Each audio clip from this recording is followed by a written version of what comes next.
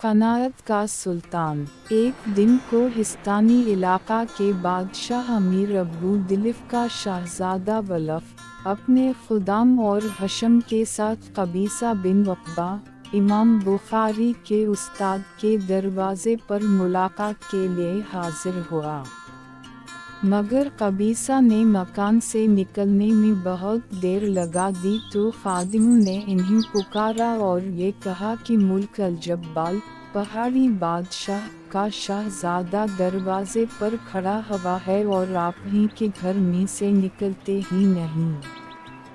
یہ سن کر قبیصہ اپنے مکان سے اس حال میں نکلے کہ خشک روٹی کے چند ٹکڑے ان کے تہبند میں بندھے ہوئے تھے۔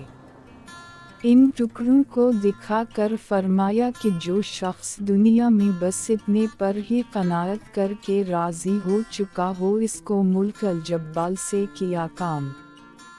میں خدا کی قسم اس سے بات بھی نہ کروں گا۔ یہ کہہ کر دروازہ بند کر لیا۔